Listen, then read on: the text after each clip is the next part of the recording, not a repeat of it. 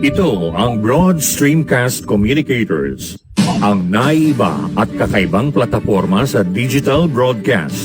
Mula Luzon, Visayas, Mindanao hanggang sa iba't ibang dako ng mundo. Broad Streamcast Communicators, ang sandigan ng sambayanan mula sa walang labis at walang kulang na pagbabalita, paglilingkod, maglalahad ng mga mapagbuong komentaryo at usaping pambayan para sa kapakanan ng karamihan. Broad Streamcast Communicators, tuwirang maglilingkod ngayon hanggang sa susunod na henerasyon.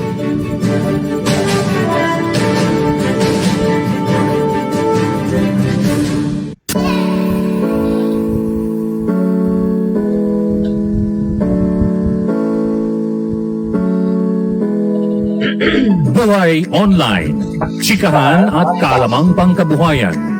Ating tunghayan, pakinggan at tuklasin ang mga pangyayari at kaganapan sa mundo ng online.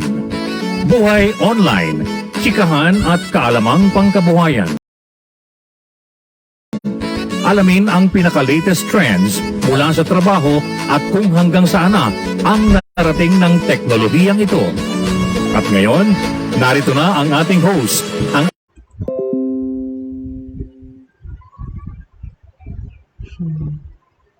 Okay. All right.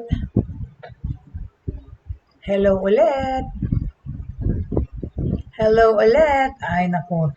You know, the internet has been a little bit, not a little bit, a whole lot faulty kagabi pa. PLDT, what's happening? Okay. Bumagal yung aking signals at the same time. Patay ng patay, right? So, we're having a little bit of a problem dahil dito sa internet. PLDT please, pakiayos lang po. Hindi kami makapagtrabaho ng mahusay. But just the same, happy Wednesday everyone. Happy birthday to Vini Almase all the way in California. Happy birthday also. Ano pa ba? Happy anniversary to Miguel and Angela Winnicky.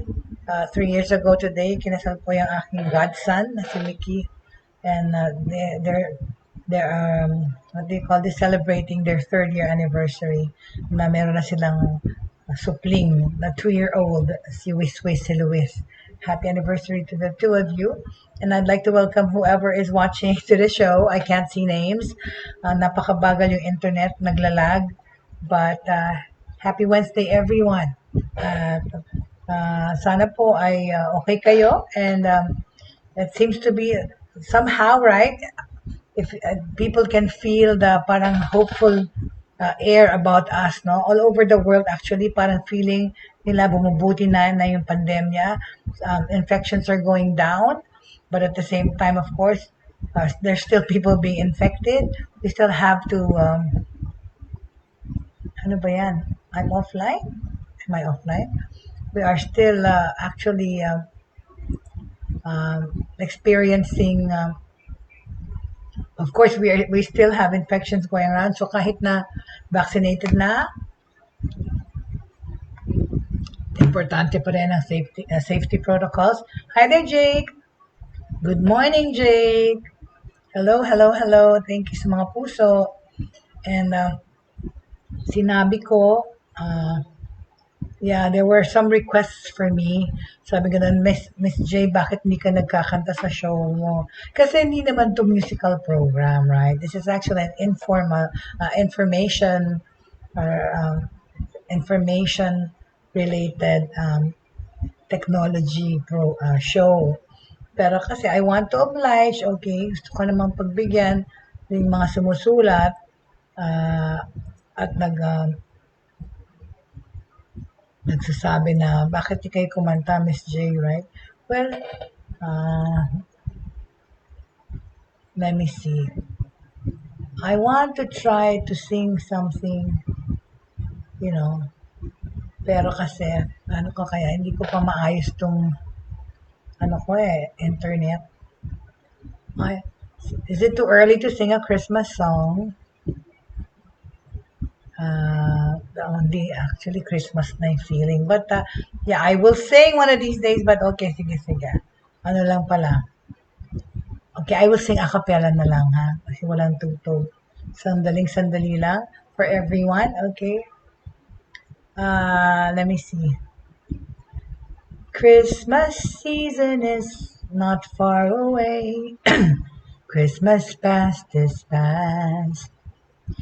Christmas season is here to stay, bringing joy that will last. Have yourself a merry little Christmas. Let your hearts be light. From now on, our troubles will be out of sight. Have yourselves a merry little Christmas. Make the Yuletide gay. From now on, our troubles will be miles away. Here we are as in olden days, happy golden days of yore. Faithful friends who are dear to us, gather near to us once more. Through the years we all will be together, if the fates allow. Malakpak. Hang a shining star upon the highest bough, and have yourselves a merry little Christmas now. Ayun. Tara. Okay, ano sa akin ng request, ayun na po. Kahit na excerpt na. Okay, thank you very much. Thank you sa mga puso, thank you sa mga hugs and emojis ng pagmamahal. Thank you. I know talaga Christmas is so almost ano na lang talaga, Pasko na naman, and we're still in the pandemic. And how are we all thriving this pandemic? Well, we are used to it by now. At sa tulong nga ng teknolohiya, nakakapag-survive tayo sa pandemic na ito, right? So, there were a lot of news that I wasn't able to talk about yesterday kasi nga anong oras natin, no? Pero marami tayong pag-usapan as usual, okay? Yesterday I was giving advice, di ba?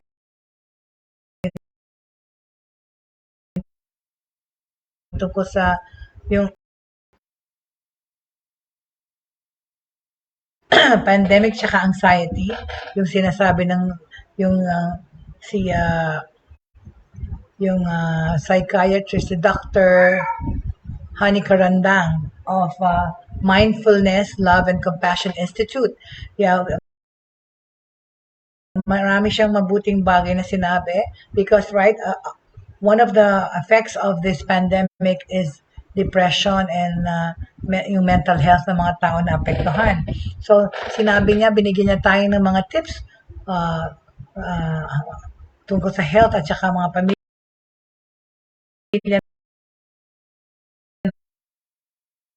natin kung paano tayo magko-cope, okay? Sige, iripasok ko lang yung mga sinabi ni Dr. Hani Karandang, okay? Because now with the looser quarantine restrictions at saka yung mga bagong COVID-19 pills na that were invented or developed,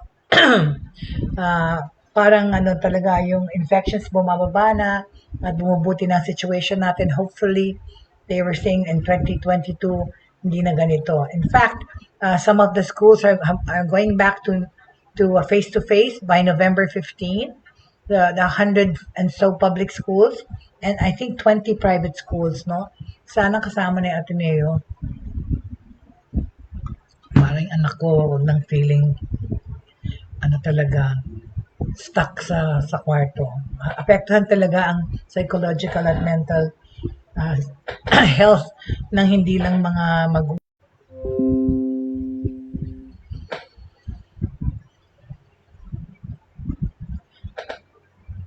Okay. Ay nako.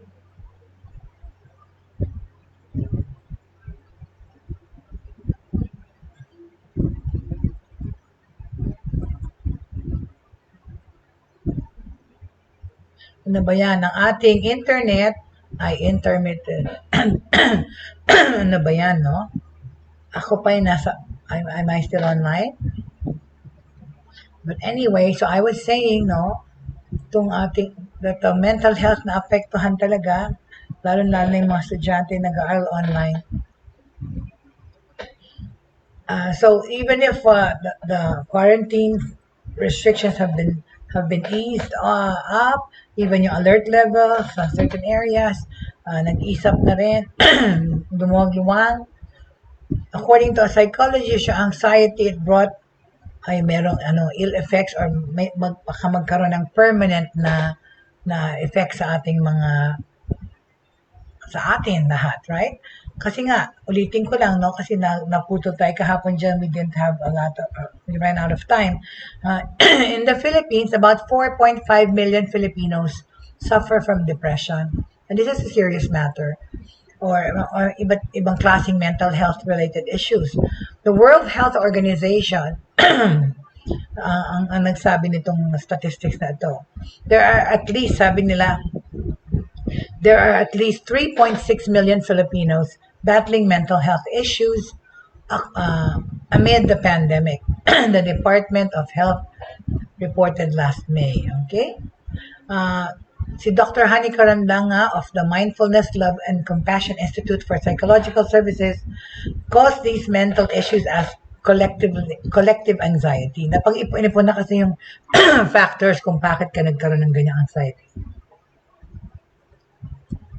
Kasi sabi niya, in this pandemic, we suffered a lot of losses, okay? So much grief, whether it's financial or physical or we lost families, we lost income, we lost our loved ones, we lost relationships. So in different kinds of experiences of collective grief, okay? Anxiety, and of course more than anything is the uncertainty. Yung anxiousness na hindi natin alam kung kailan ito matatapos. And that causes depression, right? Sabi ni Karandang, sa isang virtual launch ng BYS Philippines Breaker Stigma, it is an advocacy platform for mental health awareness and support. Kasi nga itong panahon na to, more than ever, binibigyang pansin, excuse me, ang mental health ng mga tao. Will anxiety acquired during this pandemic last for a lifetime? Sabi ni Dr. Karandang, kagaya sabi natin kahapon, maybe yes, maybe no. Okay? To prevent anxiety from becoming permanent, which could entail a lifetime of panic attacks, ito ang mga sinuggest ni Dr. Karandang kahapon. Okay? Ulitin ko lang kasi nagmamadali kong nirepaso yan. Meron ako nakuha mga text at email, sabi pakiulit daw kasi they want to take note of it, okay, and see how this could help them, right? So ulitin lang natin, sabi ni Dr. Karandang, itong unang-unang bagay na dapat natin gawin is to face your emotions, okay? Face your emotions. Kung ikaw natatakot, kung galit ka and then you're denying it, put that at the back of your mind kasi it controls and affects everything that you do, okay? But if you own up to it, if you're honest about it, and you put it in front of you, you embrace your problem, you name it, you call it what it is, face it. Therefore, you have more power over it. If you can address the problem, accept it, then you have more power. It doesn't overpower you. It doesn't control you, okay? It is behind you. It has no power over you. So, that's the basic thing that we can do about mental health concerns. Look at it, face it, label it, call it, name it, okay? Bring it out so you can handle it. Don't keep it inside and don't let it handle you, because mental health concerns have a way of handling you if you don't handle it, okay? All right? That's why it's very important that we're talking about this, because I think mental health issues are very, very prominent and prevails now in this pandemic situation. That is why it's become a big concern, diba? Uncertainty comes because we thought, kala natin matatapos na to, hindi natin akalain na maglalast even for 6 months, 1 year, and now going through its second year, right? But it's still here. More than almost 2 years after it started, and there's still uncertainty. Hindi pa rin natin alam kung kailan ito matatapos. And syempre, pag hindi ka sure, nagiging anxious ka, nagiging nervous ka. Hello there, Cynthia Buste. Good morning, Cynthia. Welcome to the show. Happy Wednesday to you guys. Did you miss my song? Did you hear my Christmas song kanina? Na acapella kasi hindi ko ma-play yung tugtog. Ipa-program ko pa sa OBS ko yung mga tugtog. So, okay, binabalikan natin yung mga things that we can do to help to keep our mental health in check in this pandemic or even after the pandemic, okay? So, yun. Unang-una sinabi is face your emotion. Sunod na bagay na ay self-care. Exactly. We take care of ourselves better, okay? Because of the uncertainty that is looming in our heads kung kailan ito matatapos, we can only hope that it ends soon. But in the meantime, what should we do? Self-love, self-care, right? This, sabi ni Dr. Hani Karandang, the psychologist, is the primary and most basic way to treat mental health, okay? If you take care of yourself, you are labeled as being selfish. And usually, especially women, we're always conditioned to take care of others before we take care of ourselves, di ba? Kasi selfless naman tayong mga babae. Request na isa pa na may time pa mamaya. Sige. Pag may time mamaya, sige, I will try to carry a tune for you, Cynthia. Okay? Okay? So, yun na nga, di ba? Tayong mga babae, we have a tendency to take care of others first, huli ang sarili natin. O, talaga naman, hello.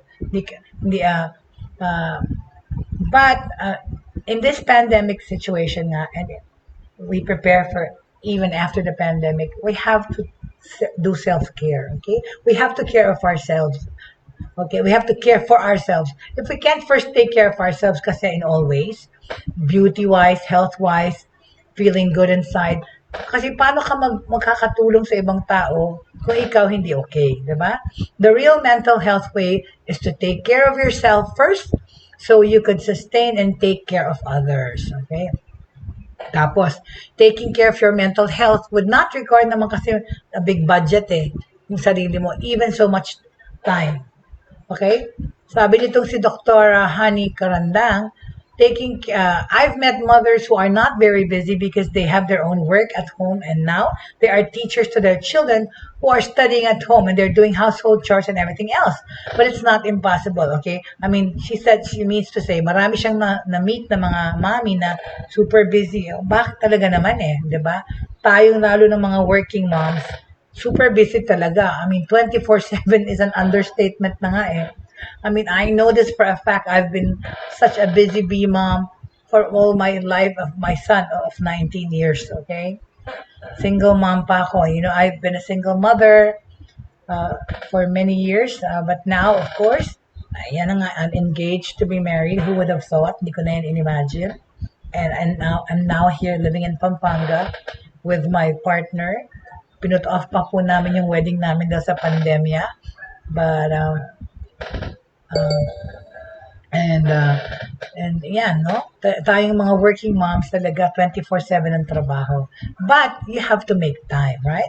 At least 15 minutes, 20 minutes of time for yourself. That is what you have to do. Filipino moms, kasi daw, sabi ni Doktora, itong psychologist na si Dr. Hani Karandang, sabi niya yung mga Filipino moms find it hard to accept that they have to rest. Okay? Kailangan magpahinga because in the local culture, rest is a moral talk. As such, Karandang enumerated the following ways a mom could have a guilt-free me time. Okay, ito yung mga nagsulat na sabi, ulitin ko yung kahapon. Paano raw magkakaroon ng me time ang mami? Okay? Kung kumanyari, tulog na yung anak nyo, tulog na yung asawa nyo, gusto nyong, okay, you know, basta sa free time nyo, gawin nyo to. Siyempre, wash your face or hands. Take a mindful shower, okay? And then you feel the soap smoothing your skin or every drop of the shower in your bath. Inamnam nyo yung bath, yung shower nyo. Na walang ibang tao dyan kundi kayo. 10 minutes before or after your children are asleep, Have a sacred time, di ba? Yan, nakawin niyo yung sandali na yun na para magkinig ng music, mag-drawing, all right? Sing, read an inspirational, go online, take a course online, okay, learn English, go make Zumba, or exercise. Do this regularly to change the quality of your day. Hi there, Air Sound Juventus. Hello. Do a mindful walk or meditate in between tasks. These are not not taking time from your children because sabi nga nitong si psychologist Karandang, it is not good for kids if they don't learn to respect yung time ng mommy nila. And you've always been there to give them their needs. Dapat din, at an early age, paramdam nyo rin sa mga anak nyo na kailangan din ni mommy ng some time for herself. Okay? Taking care of self is essential and a basic human need. Diba? Because all your pains, yung mga biases nyo, mga issues nyo, will come out because you're projecting your pain to others. So, kailangan, alagaan nyo rin sarili nyo. So, ayun, Okay? Ano na tayo? Pangalawa na yon. So, face your emotion, self-care, at ang pangatlo, be creative. Diba? So, lalo na itong panahon na itong pandemic when people are working from home or there are many things that you can do online, many things that you can learn online, take up a new hobby. People have also found new careers in this pandemic. So, be creative. Cook, draw, dance. Ako nga, in between all the work that I do,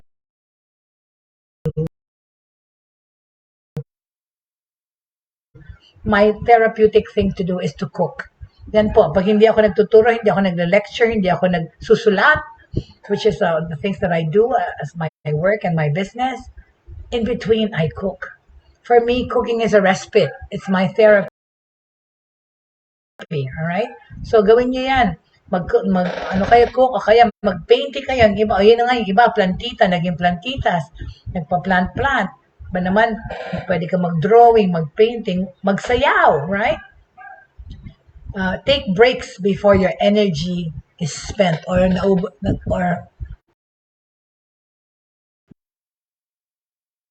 manghina kayo sa pagod sa kakatrabaho. No? Tapos kasi pag napagod kayo, naubos yung energy nyo, don't go on and on because you will burn out. Alright? That's the beginning of a burnout. Okay? When you don't stop working and kahit na pagod ka na, sige ka pa rin ng sige. Okay, siyempre kung ikaw, lalo na yung oras mo sa'yo, how do you know that you need to take a break? Well, listen to your body, di ba? Pakiramdaman yung sarili nyo.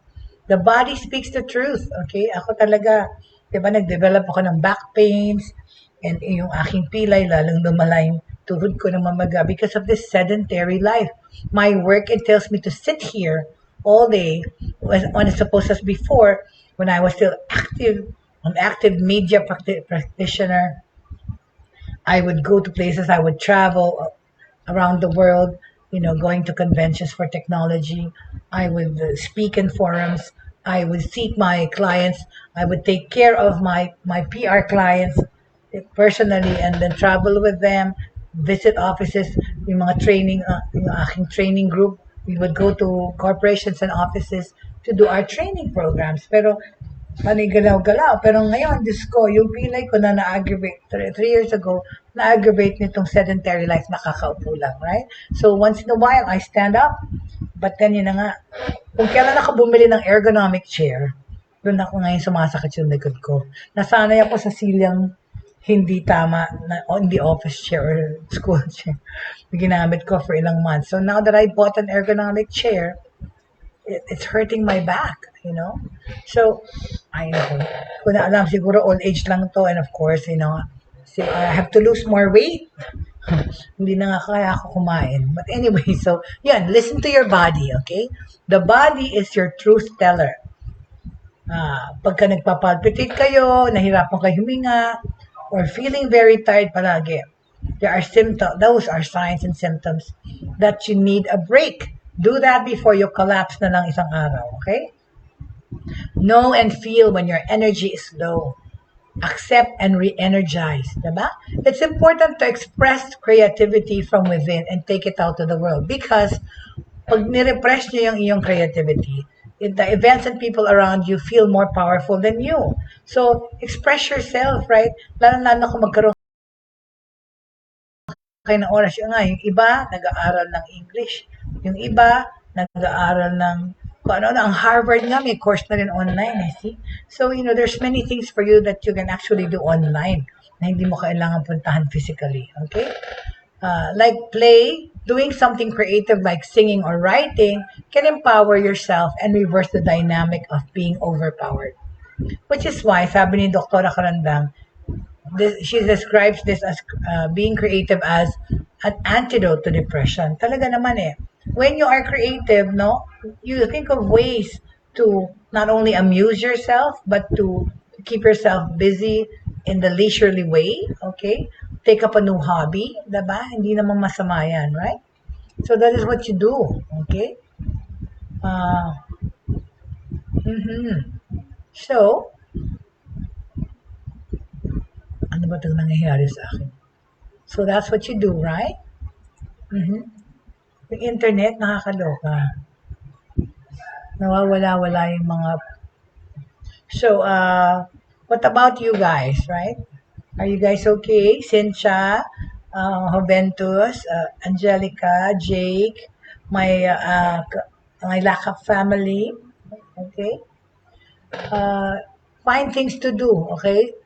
So that you can get over the anxiety and the stress, all right? So yon, so be creative, okay? It is important to express creativity kasi, okay? Ano pa ang isang bagay na pwede natin gawin sa panahon na to with our families and friends? Listen, okay? And support each other. Kasi during this pandemic, since there's a lot of mga helplessness and hopelessness going around, depression, or people lost their jobs, walang trabaho makuha, people are forced we are forced to face our feelings, okay? We're forced to talk about what's happening to us. They can no longer contain it kasi kaya it's good to have a soundboard. It's good na meron tayong ka-interact. It's good na meron tayong kausap, no? Hindi natin pwedeng sarilinin ang mga nararamdaman natin when we feel bad about things. Lalo na in this depression, in this pandemic, okay? Hence, according to Dr. Karandang, again, it's important to listen, accompany each other, so whatever you're going through would be easier to handle because you're not alone. Yun ang importante dun eh. Yan ang sad, di ba? Nga sa ibang country, sa Japan, di ba, yung kanilang, they're an aging society, and a lot of them are old people in Japan. It's like when you look every corner, you can see old people. At sa kanila, amazing ha? The old people in their 70s, 80s, even 90s, still live alone, okay? Because their children, if they even have any, live apart from them already and have their own families. They leave their old people to live and fend for themselves. I have students in Japan whose parents are 95 and yung lalaki 94, the babae is 88, and they live alone. Recently, the woman hurt herself, but then they have nobody to care for them but themselves, and being that old, yun na nga, na biglang na-diagnose na, I think, Alzheimer's or something, and she cannot perform already the functions. And I told my student, kung ilalagay ba yun sa convalescent home because they're not like us. They cannot take in their old people in their houses. Maliliit yung bahay sa Japan. So, yung kanilang magulang may sariling bahay. Pero how is that going to be nga, no? When they're both so old that they can't do the functions of a younger couple. Ang hirap. Tapos wala pa silang internet kasi hindi naman sila marunong magganyan. So, nakakaloka yung nga some people, nung nagpa-pandemic daw, because then hindi tinatanggap lahat sa hospital, there were even some people who died in their homes. Pero hindi.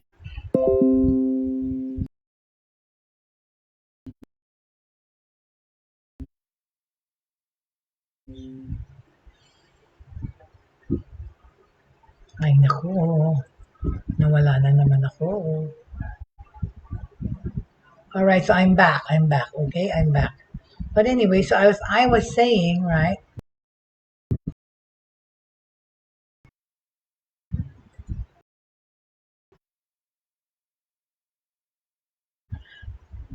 Each day, an average of 6 Filipinos turn to suicide. That's a big number. Six. While a 2015,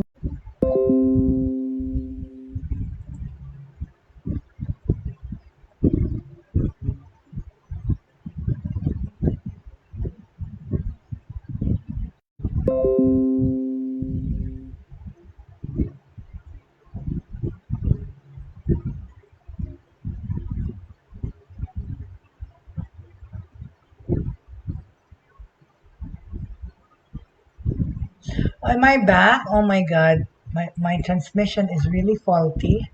So going back to what I was saying, each day on average, 6 Filipinos turn to suicide, while a 2015 World Health Organization school-based survey revealed that 17% of high school students from 13 to 15 years old have attempted suicide kahit isang beses, okay?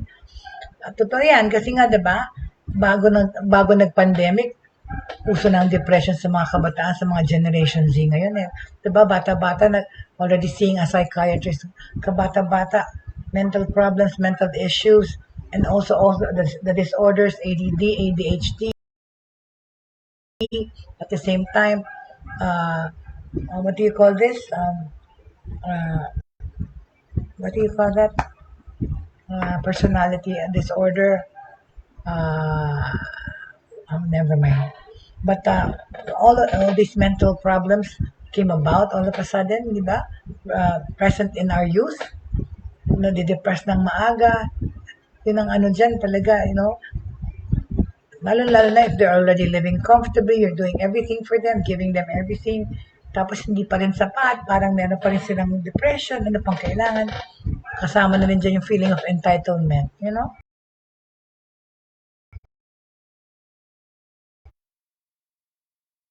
Yun, bipolar, mga ganyan.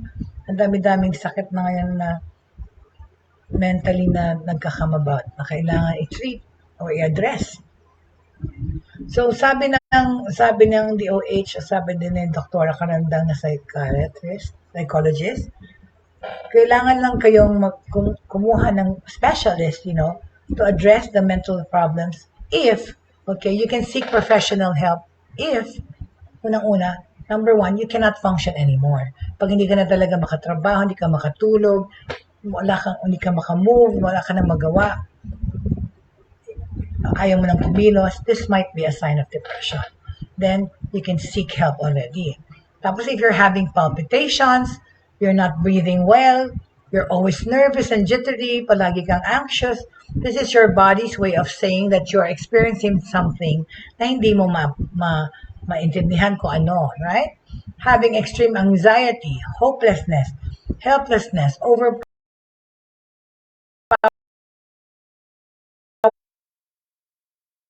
by events na nangyayari or yung situation ng pandemic hindi mo na kinakaya, di ba? Traumatized ka, sad, feeling like you're no good kasi or namatayan ka, self-loathing, na-hate mo yung sarili mo sa mga things na hindi mo nagawa. If you're feeling like you're not enough, you're not sufficient, when you're pulling yourself down, if pag umaabot na sa point na nagiging nega ka na, alright, then seek help, okay? When you experience something that you feel you can't handle anymore, then you seek professional help na, okay? Pag hindi na kaya ng kausapin yung kapatid mo or yung anak mo about it, seek help, okay? If you're exhausted by everything, pag napagod ka na, that everything around you seems so stressful, kasi at palagi ka ng anxious, palagi ka ng ninenervyos, yun ang oras para humingi ka ng tulong, okay, sa professional, okay? If a person needs help but doesn't want to seek help, paano yan? Kung feeling ng mga kasama mo sa bahay, kailangan mo to seek help. Pero, yung tao ayaw. Okay, pues look for the person closest to that person para kausapin yung person na tinatrust niya. Or kung ikaw yun man, kung ikaw man yun, look for the person that you trust so you can also talk to that person. All right? Okay? And pero like I said, listen to your body. Hello, Tita Agnes. Tita Agnes, and your family all the way in Araya. Thank you for watching.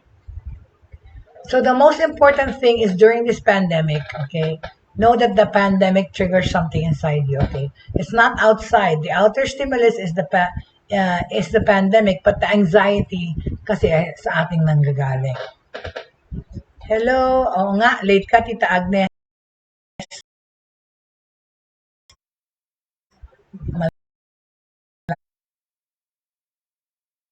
Malapit na tayong matapos in 10 minutes. Pero better late than never, Tita Agnes, na miss na kumanta ako kanina, okay? Nang kapraso lang, okay? So, yun na nga, sinabi ko kahapon, ano raw yung phone number. If you or someone you know needs assistance, okay? Magkakaroon ng mental or psychological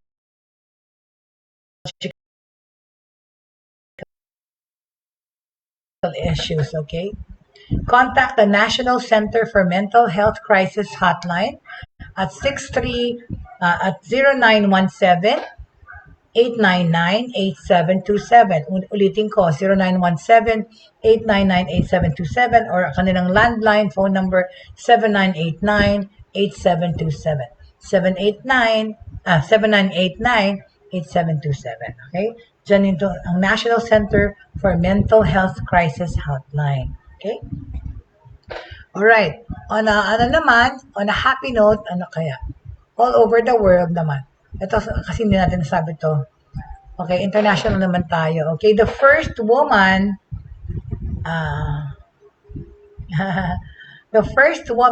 ano nangyari? Okay, the first woman to do a spacewalk, okay, na astronaut is a Chinese woman. Tara, di ba? This is her. Tingnan natin. Tara. Okay. There you go. The first Chinese woman to spacewalk. Ang ganda niya, oh. That's right. From Beijing, astronaut Wang Yaping became the first Chinese woman to walk in space.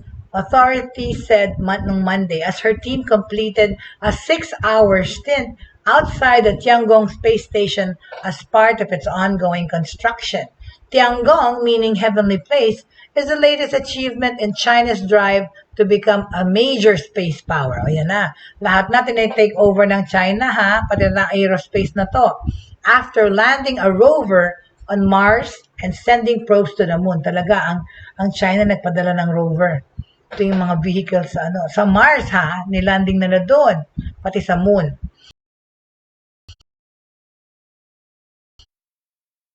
Its core module entered orbit earlier this year, with the station expected to be operational by 2022. What do you feel, guys, about traveling to the moon and to Mars? Kung meron kayong $250,000, pwede kayong sumakay. Wang and her colleague Zhang Zigang stepped out of the module on Sunday night, waving to the camera while tethered to the outside of the station and installed a suspension device and transfer connectors. This marks the first extravehicular activity of the Shenzhou 13 crew, and it is also the first in China's space history involving the participation of a woman astronaut. Okay? The whole process was smooth and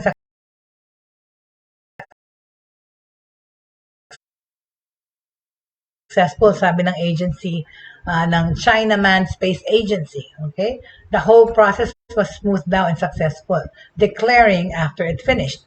Tiangong is expected to operate for at least 10 years, and the 3 astronauts are the second group to stay there. Oh, Wang is the first woman to visit. Mission Commander Jaye is a former flight pilot who performed China's first spacewalk in 2008. Sunday's operation came just weeks after Wang, Jaye, and third team member Ye Guangfu blasted off from the Huquan Launch Center in northwestern China's Gobi Desert. Ye, who stayed inside during the walk to support his crewmates, is a People's Liberation Army pilot. Okay? Ang ganda niya, no? Okay? Si astronaut Wang Yaping was a member of the second crew for China's new space station. Okay? Dito sa picture na to, in this picture, taken October 14, 2021, she salutes during a briefing the day before the launch at the Huquan Satellite Launch Center in the Gobi Desert. So, yan ang kanyang picture bago sila nagpapahimpa.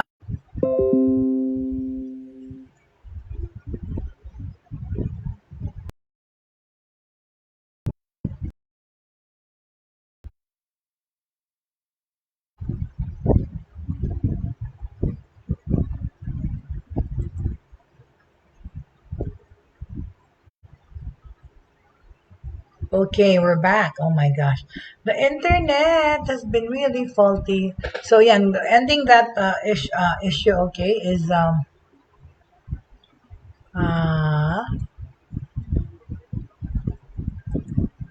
the team is expected to spend 6 months at the station. The previous record-breaking crew, who made the first mission to Tiangong, returned to Earth in September after spending 3 months in orbit, in outer space. Ito naman 6 months, mas matagal. Okay?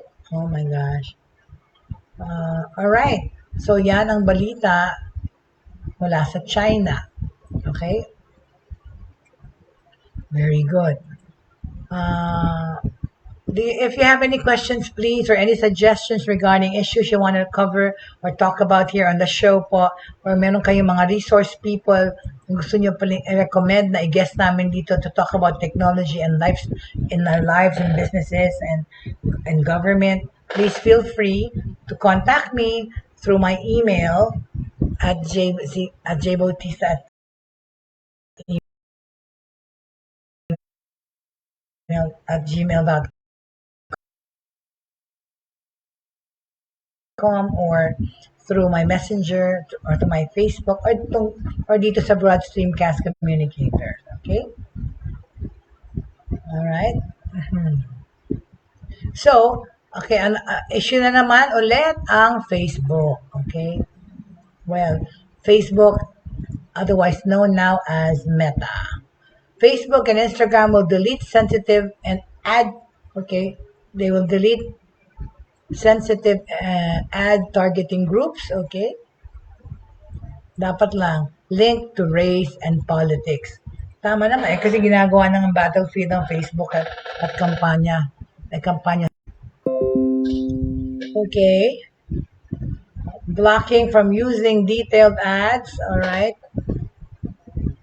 So I was saying, according to the post, on the Meta for Business blog, the company is blocking advertisers from using detailed ad targeting options that show ads based on your engagement in sensitive areas, including race or ethnicity, religious views, political beliefs, okay, sexual orientation, health, yan, including mental health, and a whole lot more. So, yung mga ads na nagpropromote ng ganyan, ay tatanggalin na raw ni Facebook. Talaga ha? Kahit na nagbabayad sa inyo ha? Kasi nga, di ba, yun yung issue ng whistleblower. Na insensitive daw ang Facebook. Kita lang ang importante. Hindi nila binablock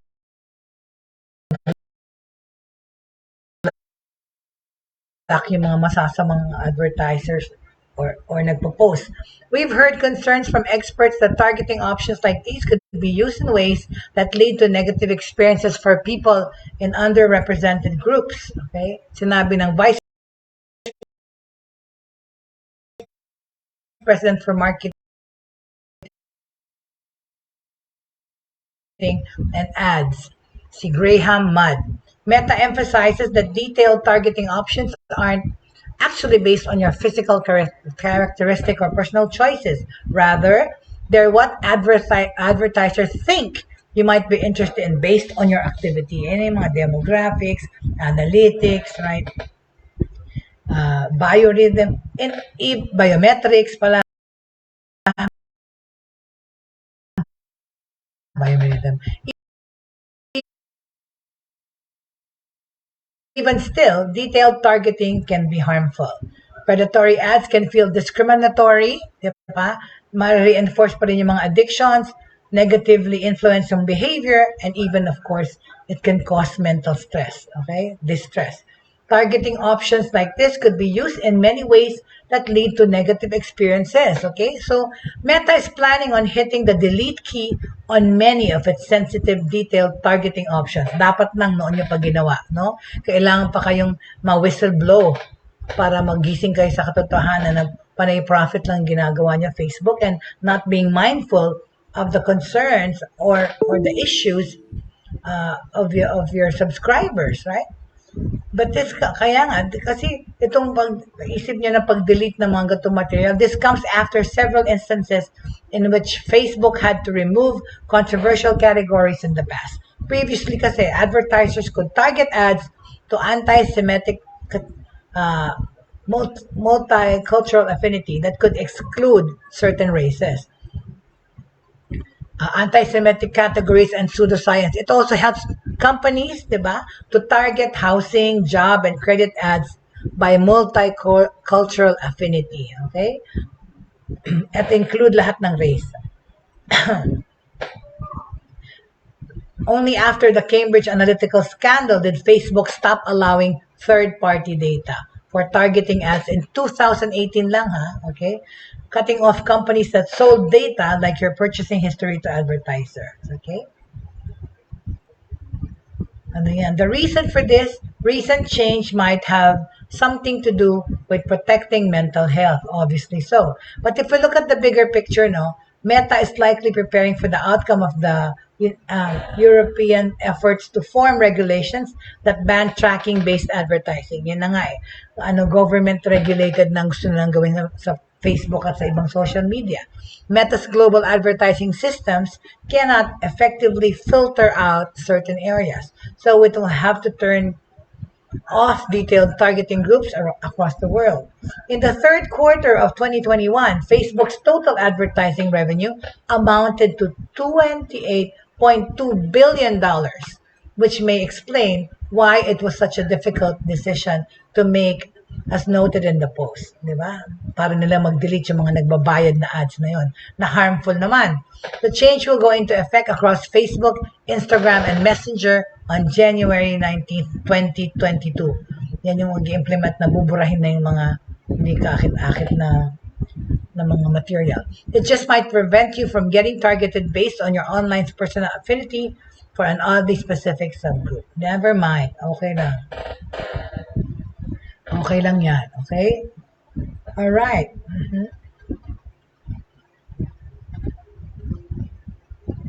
Ito, merong isang balita dito na medyo yan, dahil na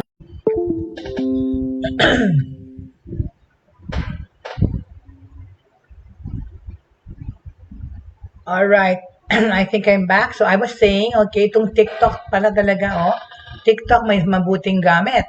A 16-year-old girl was rescued in Kentucky after using, okay. Am I, broadcasting? Okay. Alright. After using the hand gesture she learned on social media app TikTok to signal to motorists that she was in trouble. Ayun na nga. So, problema siya. So, ginamitan niya na hand signal. Ito yung sinabi ng Laurel County Sheriff nung Monday. The signal, which is facing the palm downwards and closing the fingers around the thumb, has been demonstrated by users and non-profit organizations on TikTok as a way for a person being abused to tell someone they are in trouble without alerting the abuser. So, palm outwards pala, closing the fingers around the thumb has been demonstrated. Ano to, parang people pa. Ganun ba yun? Hindi ko alam. Alright? So, on Thursday night, the girl was in the front passenger seat and made the signals from inside the car. Sinabi ito ng spokesperson ng Laurel County Sheriff's Office.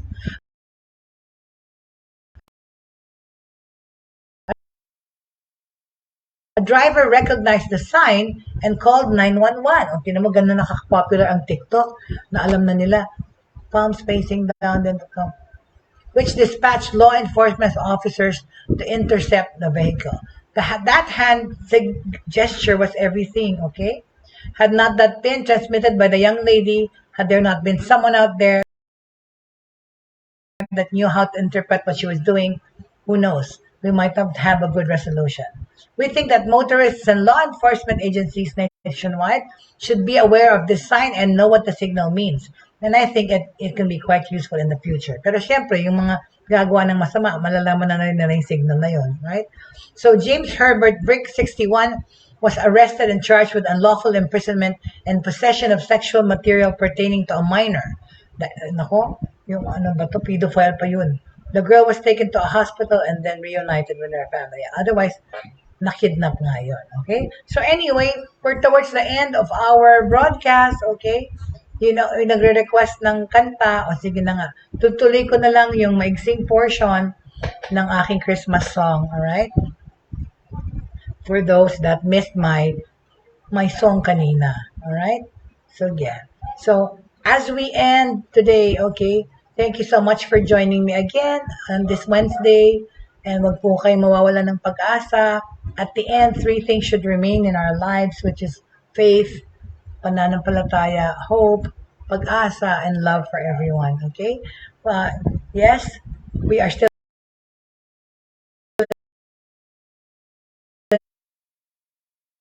in the pandemic, but yes, too, we have to be thankful. We are alive, we are well, okay? We are fending, we are resilient, we are living in this new normal. So, on that note, okay, kay Tita Agnes, tutuloy ko na lang yung kanta ko at tatapusin yung aking udlot na kanta ng Christmas kanina. A cappella pa rin kasi hindi ko pa nalalagay yung song dito. Alright? So, from that, I just have to continue. Sandali lang. Okay, Cynthia, ito na. If nandyan ka pa, alright? Okay, I'd like to dedicate this song to my Tita Agnes Laca, but of course, and our viewers for today, and our dear friends who are always here. Jake, Angelica, si Cynthia, si Ian Sound Juventus, si Joey Ortiz, who always supports us also. And the Laca family, Tita Agnes, si Karen, tsaka si nakikinig ngayon at nanonood. Alright? Here we are as in olden days, happy golden days of yore. Faithful friends who are dear to us, gather near to us once more. Through the years we all will be together.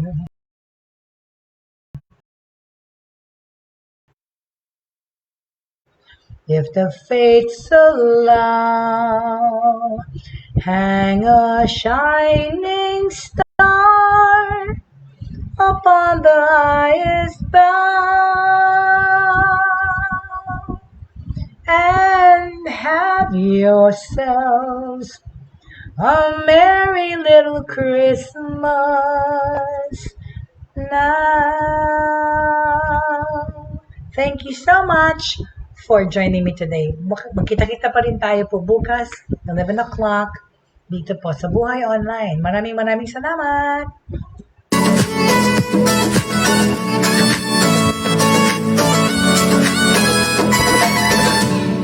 Inyong natunghayan at napakinggan ang mga makabagong pamamaraan sa mundo ng online sa pamamagitan pa rin ng Broad Streamcast Communicators. Hanggang sa muli, maraming salamat po. You're welcome!